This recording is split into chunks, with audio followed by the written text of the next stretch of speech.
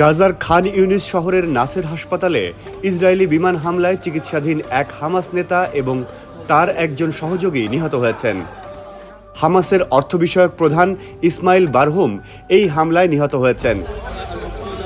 তিনি 4 দিন আগে একটি বিমান হামলায় আহত হয়েছিলেন এবং চিকিৎসার জন্য এই হাসপাতালে ভর্তি ছিলেন, এমনটি জানিয়েছে সংবাদ মাধ্যম বিবিসি।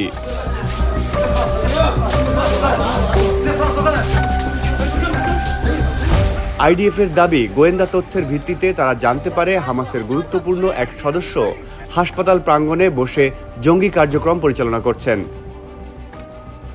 এই হামাস সদস্যকে লক্ষ্য করেই সুনির্দিষ্ট হামলা চালানো হয়েছে। ক্ষয়ক্ষতি কমাতে তারা নির্ভুলভাবে হামলা চালাতে সক্ষম অস্ত্র ব্যবহার করেছে বলেও জানিয়েছে আইডিএফ। হামাস পরিচালিত স্বাস্থ্য মন্ত্রণালয় জানিয়েছে, হামলায় হাসপাতালের বেশ কয়েকজন চিকিৎসক ও কর্মচারী সহ অনেকেই আহত হয়েছেন।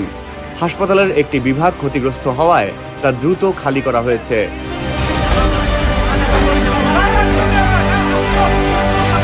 বিবিসির প্রতিবেদনে বলা হয়, এ সময় হাসপাতালে আগুন জ্বলতে দেখা গেছে।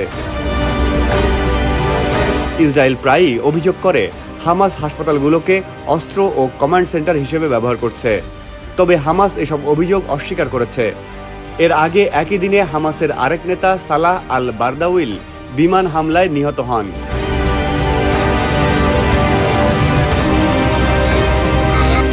গাজার স্বাস্থ্য মন্ত্রণালয় জানিয়েছে, রোববার সকাল পর্যন্ত খান ইউনিস ও রাফায় ইসরায়েলি হামলায় অন্তত 30 জন নিহত হয়েছেন।